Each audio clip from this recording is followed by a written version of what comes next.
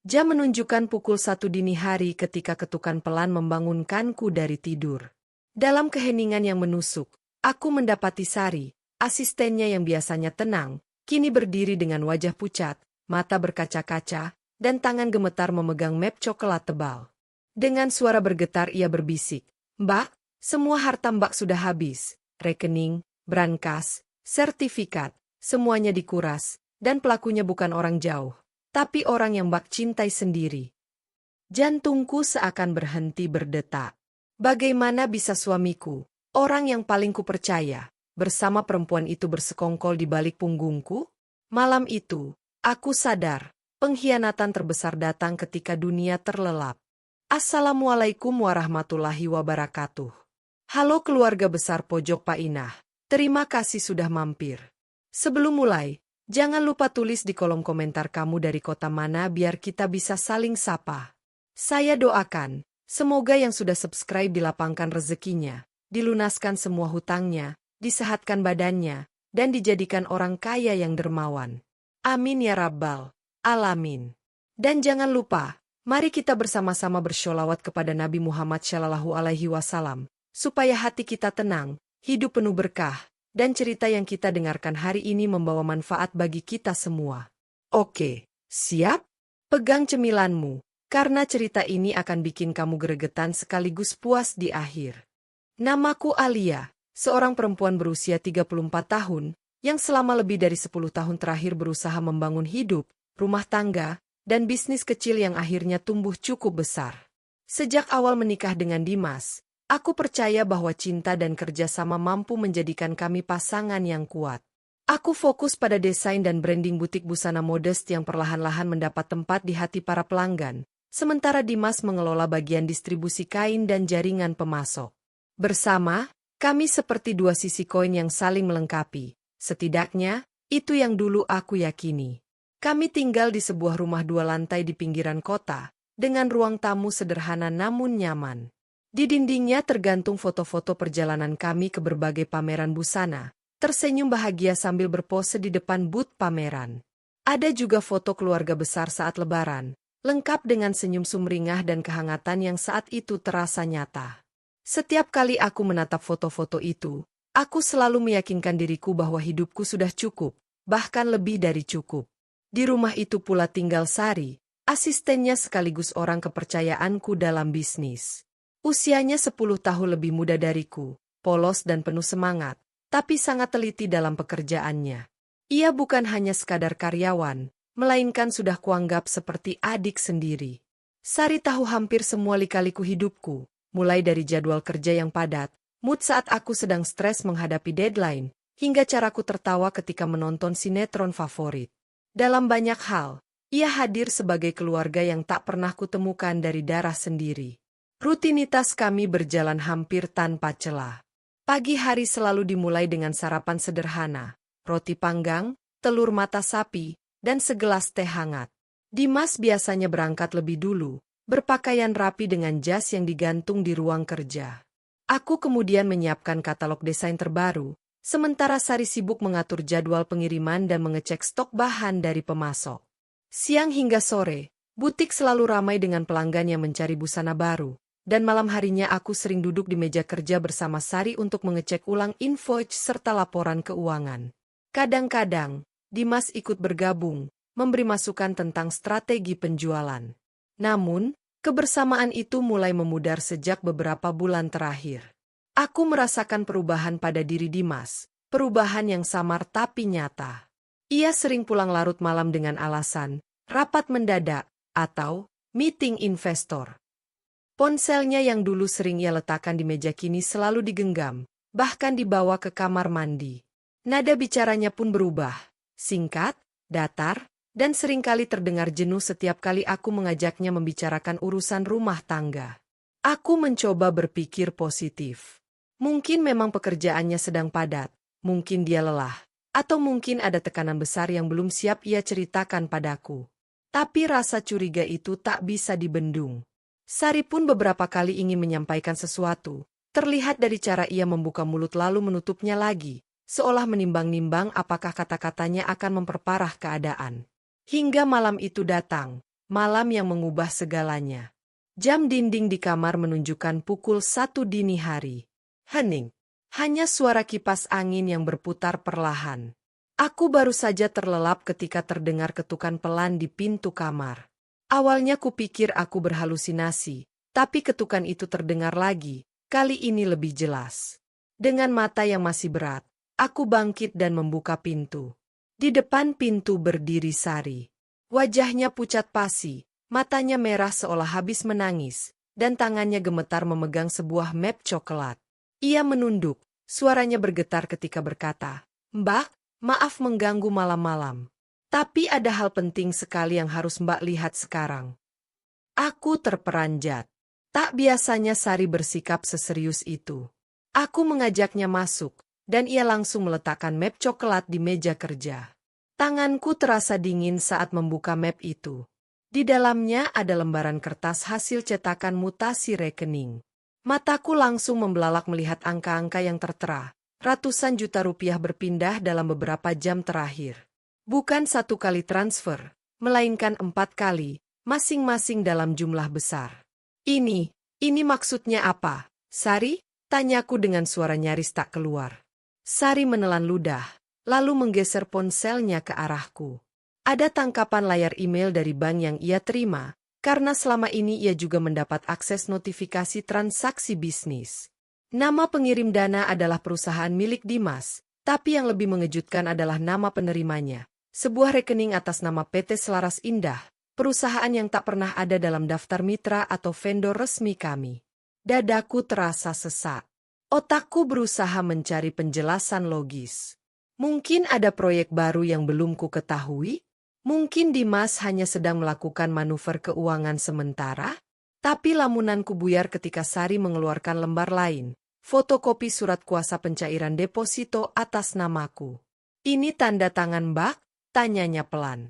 Aku menatap lembaran itu. Sekilas mirip, tapi aku tahu benar gaya tanda tanganku. Garis akhir yang biasanya melengkung manis, di sini lurus kaku, terlalu rapi, terlalu dipaksakan. Bulu kudukku meremang. Itu bukan tanda tanganku. Itu pemalsuan. Sari menatapku dengan air mata yang jatuh satu persatu. "Mbak, saya sudah coba tahan kabar ini dari kemarin, karena takut Mbak syok. Tapi malam ini, ada kurir yang salah antar dokumen ke butik. Di dalamnya ada bukti pengalihan aset, dan nama yang tertera sebagai penerima akhir bukan hanya perusahaan itu. Ada alamat apartemen yang belakangan sering disebut staf gudang, tempat Pak Dimas sering rapat malam." Aku tercekat. Nama itu muncul dalam benakku, nama yang hanya berbisik samar di telinga para staf. Maya. Seorang perempuan yang belakangan dikabarkan dekat dengan Dimas, tapi tak pernah bisa kubuktikan. Malam itu, di ruang kerjaku yang sepi, semua kepingan puzzle jatuh berserakan di hadapanku. Uang, surat kuasa palsu, dan nama yang selama ini kutolak untuk percaya. Jantungku berdetak kencang, tanganku gemetar, dan untuk pertama kalinya, aku merasa rumah yang selama ini menjadi tempat berlindung, kini berubah menjadi panggung pengkhianatan. Pagi itu, matahari menyelinap lewat celah jendela, tapi sinarnya sama sekali tak memberi hangat. Aku terjaga dengan kepala berat setelah malam penuh guncangan. Di meja kerja, map coklat berisi bukti transfer dan surat kuasa palsu masih terbuka, seolah sengaja menatap balik padaku, mengingatkan bahwa mimpi buruk itu nyata. Aku mencoba bertingkah seperti biasa.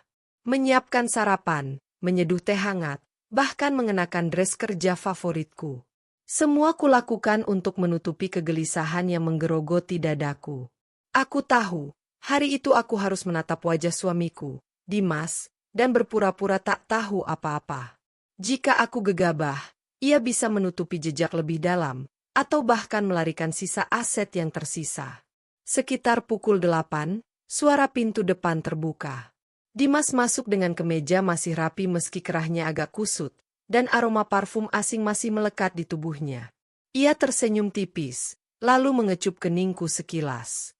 "Pagi," ucapnya singkat, seolah tak terjadi apa-apa. Aku balas tersenyum, meski perutku terasa mual. "Pagi, Mas. Sarapan dulu?" tanyaku, berusaha terdengar selembut biasanya. Nanti saja. Aku buru-buru rapat, katanya sambil menaruh tas kerja di sofa. Aku mengangguk, lalu berpura-pura sibuk menata meja makan. Sementara itu, dari sudut ruangan, Sari berdiri dengan wajah penuh was-was. Kami saling bertukar pandang sejenak, dan aku memberinya isyarat halus untuk tetap tenang. Mas, aku memberanikan diri membuka percakapan. Aku perlu cek dokumen deposito dan isi brankas. Minggu depan stok kain impor datang. Aku takut dananya kurang. Dimas terdiam sejenak. Ia menoleh padaku, tatapannya tajam seolah meneliti wajahku. Lalu ia tertawa kecil. Tenang saja, Al. Semua aman. Kamu fokus saja di desain, biar aku yang urus keuangan. Jawaban itu seperti tamparan halus. Aku tahu persis, di balik kata aman itu, ada kebohongan besar yang disembunyikan. Beberapa menit kemudian, aku membuka lemari besi di ruang kerja. Kunci brankas kuputar pelan, berharap masih ada keajaiban. Tapi begitu pintu besi itu terbuka, hatiku hancur. Brankas itu kosong. Sertifikat rumah, perhiasan keluarga, bahkan buku tabungan cadangan, semuanya lenyap. Aku menoleh pada Dimas yang berdiri di belakangku. Ekspresinya pura-pura kaget, alisnya terangkat. Kamu simpan di tempat lain, kan? Tanyanya datar. Mas, jangan main-main. Aku tahu semua ini sudah dipindahkan. Ada 4 transfer besar tadi malam, ke rekening atas nama perusahaan yang bahkan tidak pernah kita pakai. Dan surat kuasa dengan tanda tangan palsu, itu pakai namaku. Jelaskan, Mas, suaraku meninggi, menahan emosi yang hampir meledak. Dimas menghela napas panjang, lalu menyandarkan tubuh ke sofa. Alia, kamu terlalu emosional. Itu hanya manuver cash flow. Dalam bisnis wajar kalau ada pengalihan dana. Jangan terlalu curiga. Aku hampir tak percaya dengan ketenangan wajahnya. Bagaimana mungkin ia masih bisa duduk santai, padahal aku memegang bukti jelas bahwa harta kami telah digelapkan? Sari, yang sejak tadi bersembunyi di balik pintu, tiba-tiba mengirim pesan lewat ponselnya. Aku melirik sekilas, dan hampir tak bisa menahan napas. Di layar ponselku terpampang rekaman suara yang baru ia dapat dari grup staf. Suara seorang perempuan, lembut tapi tegas, memberi arahan detail tentang penarikan aset dan pengalihan ke sebuah apartemen. Nama yang disebut jelas, Maya. Aku merasakan darahku mendidih. Jadi benar, perempuan itu bukan sekadar gosip. Ia nyata, dan ia terlibat langsung dalam menguras hasil jerih payahku. Aku menatap Dimas lurus-lurus. Mas, jangan kira aku bodoh. Bukti sudah di tangan. Kalau kamu masih mau bersandiwara, bersiaplah menerima akibatnya. Dimas mendengus, lalu bangkit berdiri. Al, jangan mempermalukan diri sendiri. Semua ini kulakukan demi kita. Kamu tak akan mengerti dunia bisnis. Ucapan itu bagaikan pisau yang menusuk jantungku. Demi kita? Atau demi dia? Aku ingin berteriak, ingin menamparnya, tapi aku tahu saat itu bukan waktunya. Aku harus lebih cerdas dari mereka. Malam harinya, aku duduk bersama Sari di ruang kerja. Kami membuka kembali semua bukti, mutasi rekening, surat kuasa palsu, rekaman suara, dan alamat apartemen yang tertulis jelas di dokumen. Semua potongan puzzle mulai tersusun. Bagaimana, Mbak? Apa kita lapor polisi sekarang? Tanya Sari pelan. Aku menggeleng. Belum. Kalau kita lapor sekarang, dia bisa kabur, atau malah memutar balik tuduhan. Kita butuh momen yang tepat, di mana semua orang bisa melihat kebenarannya. Kita tunggu sampai bukti ini tak bisa terbantahkan lagi. Aku menggenggam tangan Sari erat. Mulai besok, kita main di level mereka. Kalau mereka pikir aku akan diam, mereka salah besar. Aku akan buktikan, rumah ini bukan tempat untuk pengkhianatan. Dan saat kebenaran terungkap, mereka tak akan punya tempat lagi untuk bersembunyi. Di luar, malam kembali sunyi. Tapi di dalam diriku, badai sudah mulai berputar. Aku tahu, konflik ini baru saja dimulai, dan jalan menuju kebenaran akan dipenuhi jebakan. Namun satu hal pasti, aku tak akan pernah mundur. Hari yang kutunggu akhirnya tiba. Aku sengaja menyusun pertemuan resmi di kantor pusat perusahaan Dimas, dengan alasan untuk membicarakan restrukturisasi bisnis. Undangan kukirim atas namaku, dengan menyalin notaris yang pernah membantu kami dulu, juga 2 manajer keuangan, serta beberapa staf kunci yang pernah menyaksikan kejanggalan transaksi. Aku ingin semuanya disaksikan oleh mata dan telinga yang tak bisa ia bantah. Pagi itu, aku berdiri di depan cermin. Dress hitam sederhana menempel di tubuhku, rambutku ikat rapi, dan wajahku kututupi dengan riasan tipis. Di dalam dada, jantungku berdegup kencang, tapi di bibirku terukir senyum tenang. Hari ini, kebenaran harus keluar. Ruang rapat terasa dingin dengan pendingin ruangan yang menderu. Meja panjang kayu jati dipenuhi map, laptop, dan botol air mineral. Staf satu persatu masuk, lalu notaris duduk di ujung meja, menyiapkan dokumen. Sari ada di sampingku, wajahnya tegas meski tangannya sesekali gemetar. Pukul 10 tepat, pintu terbuka. Dimas melangkah masuk dengan setelan jas biru tua, wajahnya dibuat senyuman profesional. Dan di belakangnya, berjalan seorang perempuan berblazer putih. Maya. Langkahnya anggun, tatapannya penuh percaya diri, seakan ruangan itu miliknya. Apa maksudnya, Al? Suara Dimas terdengar rendah. Kenapa kau undang notaris dan staf lain? Aku menatapnya lekat. Karena ini bukan lagi soal rumah tangga. Ini soal hukum, soal bisnis, soal hidup yang kalian coba hancurkan. Hening sesaat. Semua mata tertuju padaku. Aku menarik napas dalam, lalu menyalakan proyektor. Di layar muncul rekaman CCTV ruang brankas. 2 sosok bertopeng masuk di malam hari, tapi postur tubuh dan gaya berjalan tak bisa menipu. Itu Dimas dan sopirnya. Waktu dan tanggalnya persis dengan notifikasi transfer malam itu. Aku menekan tombol berikutnya.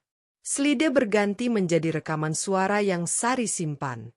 Suara Maya terdengar jelas memberi instruksi. Pindahkan aset ke apartemen, jangan catat di sistem resmi. Saya sudah koordinasi dengan Pak Dimas. Beberapa staf ternganga. Manajer keuangan yang duduk di seberang meja menutup wajahnya dengan kedua tangan. Astaga, jadi ini benar. Aku melanjutkan, menampilkan screen record mutasi rekening. 4 transfer besar dari perusahaan Dimas ke rekening PT Selaras Indah. Alamatnya persis sama dengan apartemen yang ditempati Maya. Notaris maju mendekat, menaruh kaca pembesar di atas fotokopi surat kuasa yang dipalsukan. Tanda tangan ini bukan milik Bu Alia. Lihat ekornya. Lengkungan berbeda. Ini jelas pemalsuan dokumen. Jika dilaporkan, ini masuk ranah pidana. Dimas memerah wajahnya, tapi masih mencoba menguasai keadaan. Ini fitnah. Semua data bisa dimanipulasi. Al, kau hanya cemburu buta. Aku berdiri. Suaraku bergetar tapi tegas. Cemburu? Ini bukan tentang cemburu, Mas. Ini tentang pengkhianatan. Kau mencuri, kau memalsukan, dan kau bersekongkol dengan dia. Aku menuding Maya untuk menguras harta yang kita bangun bersama. Maya tersenyum miring, menautkan lengannya di dada. Alia, kau terlalu dramatis. Kau pikir siapa yang sebenarnya membesarkan bisnis ini? Tanpa Dimas, kau hanyalah desainer kecil yang sibuk bermain kain. Kalimat itu membuat darahku mendidih. Aku melangkah mendekat, menatap matanya dalam-dalam. Justru karena aku yang membangun desain, brand, dan pelanggan.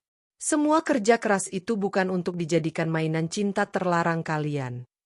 Suasana ruangan memanas. Staf berbisik-bisik, beberapa merekam dengan ponsel.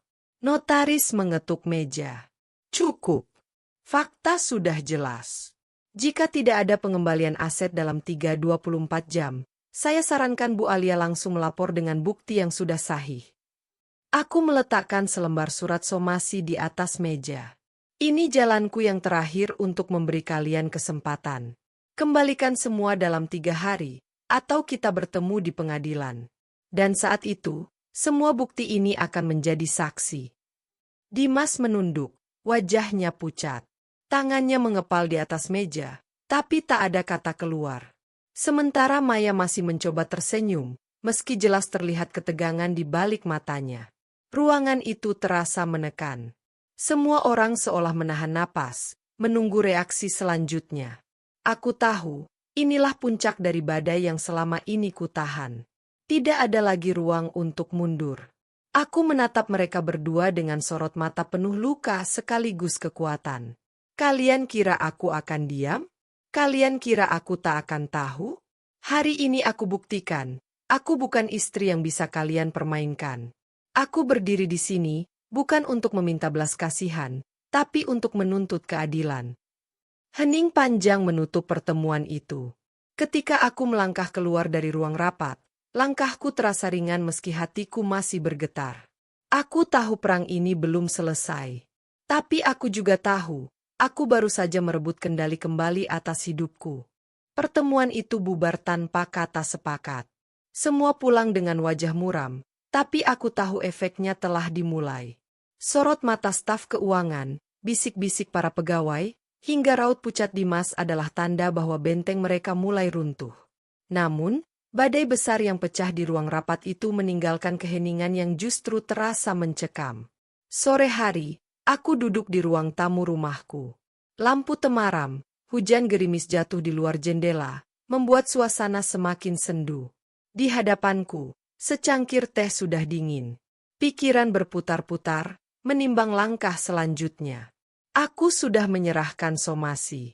Tinggal menunggu, apakah mereka akan menyerah atau justru melawan lebih keras. Tak lama kemudian, ponselku bergetar. Sebuah notifikasi bank masuk, jumlah yang signifikan telah kembali ke rekening utama. Mataku berkaca-kaca. Itu artinya sebagian dana yang sempat disedot mulai dikembalikan. Bukan seluruhnya, tapi cukup untuk membuktikan mereka gentar. Namun kelegaan itu tak bertahan lama. Malamnya, Dimas pulang dengan wajah lelah. Ia duduk di tepi ranjang, menghela napas berat. "Al, aku khilaf," katanya lirih. "Semua kulakukan demi modal proyek. Aku tak berniat menyakitimu." Aku menatapnya lama, mencari secuil ketulusan di matanya. Tapi yang kulihat hanya bayangan seorang pria yang terjebak dalam permainan yang ia ciptakan sendiri. "Khilaf?" Suaraku bergetar. "Khilaf tak pernah membutuhkan surat kuasa palsu, Mas. Khilaf tak pernah mengosongkan brankas dan membagi hasilnya dengan perempuan lain." Ia menunduk, terdiam.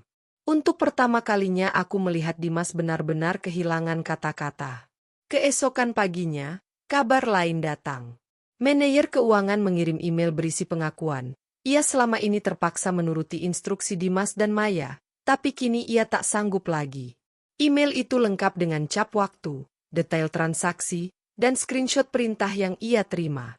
Bukti yang semakin memperkuat posisiku. Sementara itu, Sari datang membawa kabar tambahan. "Mbak, staf apartemen tempat Maya tinggal menghubungi saya. Mereka bilang ada brankas kecil dikirim atas nama Maya beberapa hari lalu. Sepertinya isinya dokumen penting." Aku menarik napas panjang. Jadi bukan hanya uang, tapi sertifikat dan perhiasan juga sempat diamankan di sana. Setidaknya sekarang jejaknya jelas. Malam berikutnya, aku kembali duduk di ruang tamu, kali ini dengan hati yang campur aduk. Ada rasa lega karena sedikit demi sedikit kebenaran mulai berpihak padaku. Tapi ada juga rasa sedih mendalam. Aku teringat bagaimana dulu Dimas mengecup keningku setiap pagi sebelum berangkat kerja. Bagaimana ia dulu dengan bangga memperkenalkanku sebagai istrinya di setiap acara bisnis. Semua itu kini terasa seperti sandiwara panjang yang akhirnya terbongkar. Aku tidak berteriak, tidak menangis histeris. Yang tersisa hanyalah kesunyian. Sebuah keheningan setelah badai, yang membuat luka terasa semakin nyata. Beberapa hari kemudian, sertifikat ruko akhirnya kembali ke tanganku.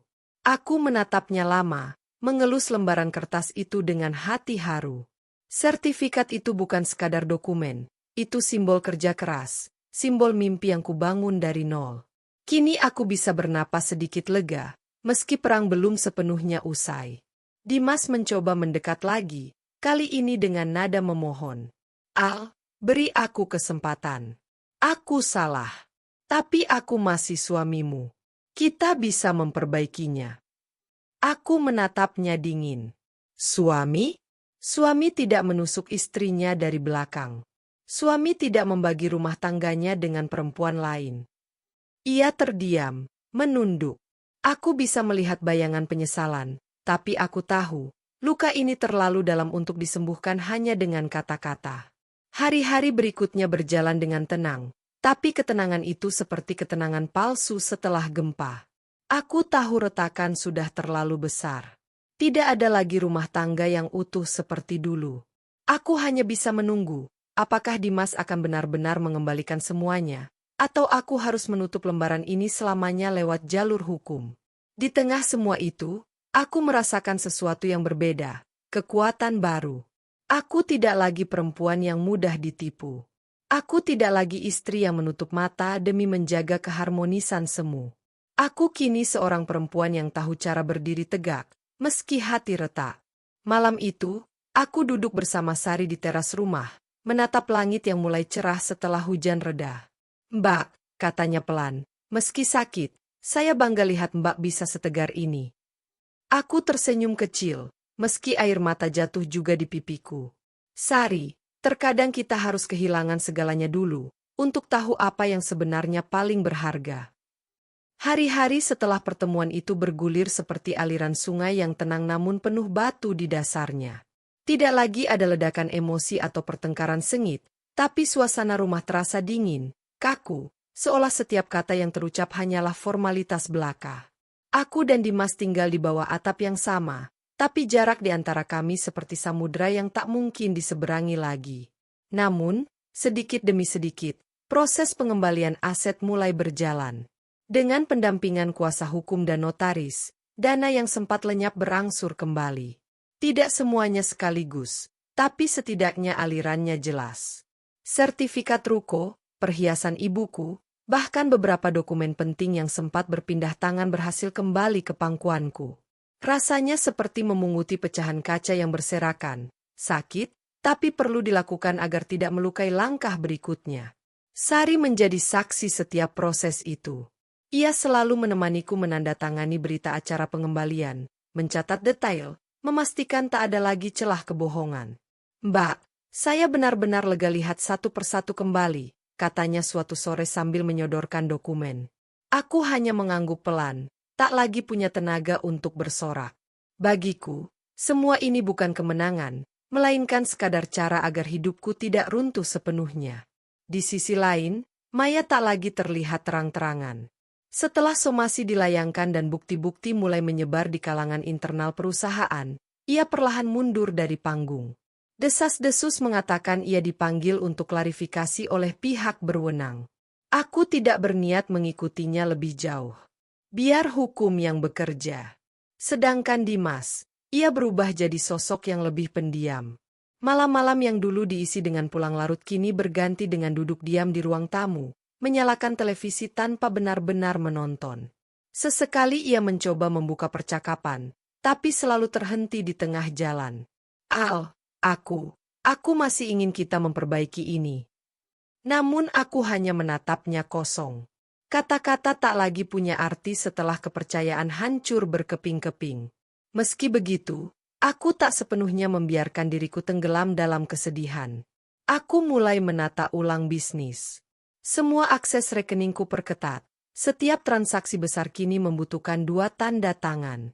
Aku menyewa auditor independen untuk meninjau laporan keuangan.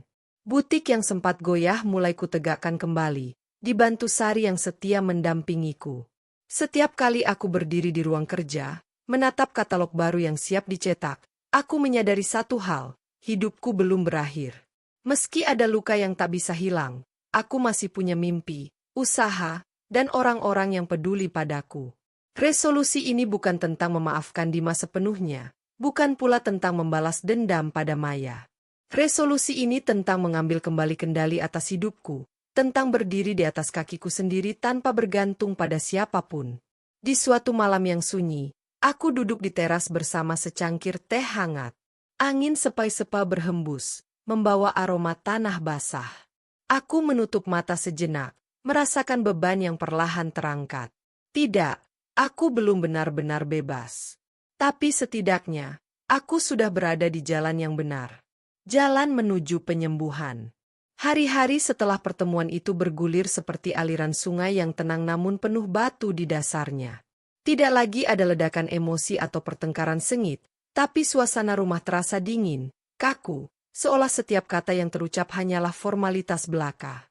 Aku dan Dimas tinggal di bawah atap yang sama, tapi jarak di antara kami seperti samudra yang tak mungkin diseberangi lagi. Namun, sedikit demi sedikit, proses pengembalian aset mulai berjalan. Dengan pendampingan kuasa hukum dan notaris, dana yang sempat lenyap berangsur kembali.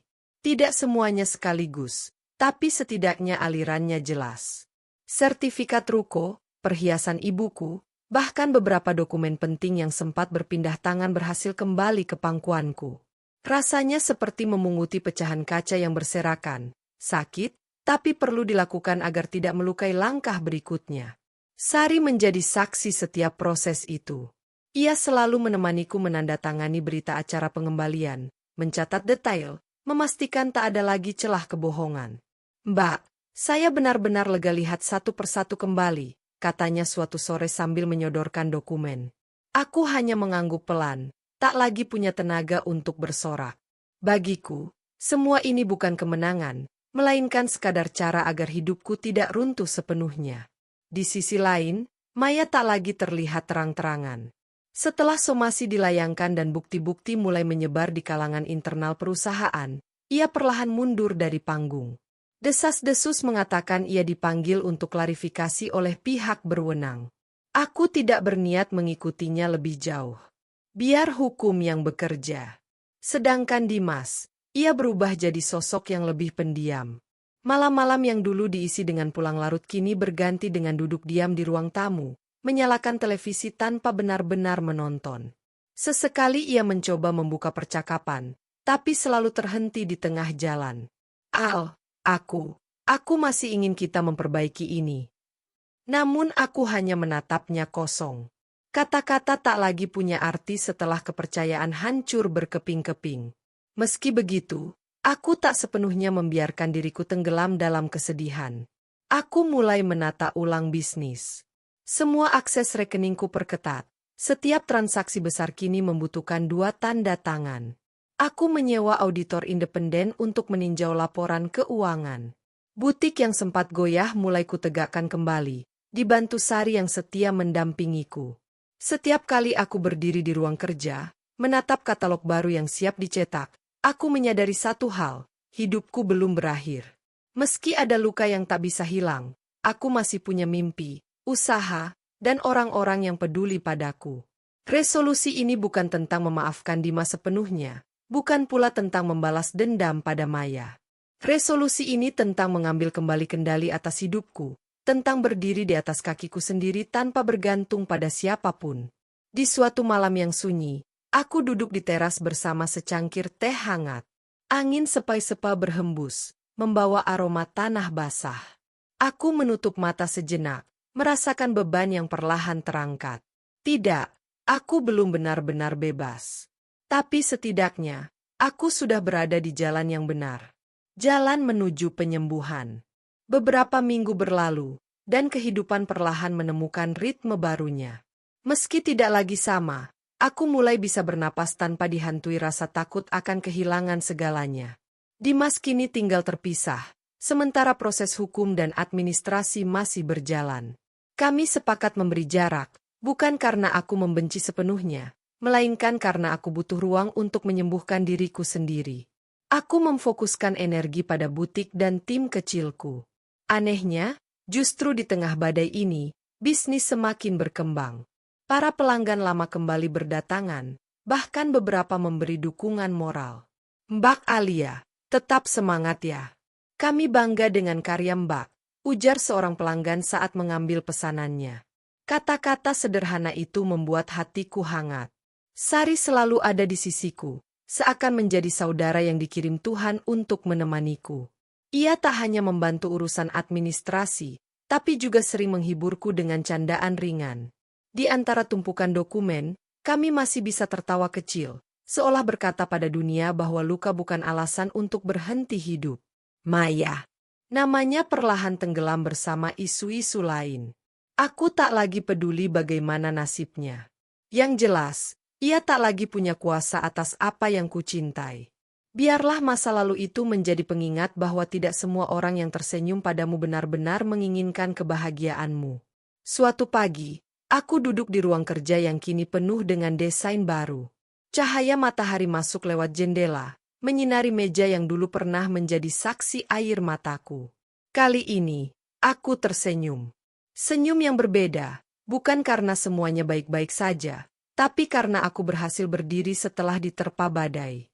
Aku sadar, kebahagiaan tidak datang dari bergantung pada orang lain. Kebahagiaan adalah ketika aku berani memilih untuk tetap melangkah, meski jalan penuh luka.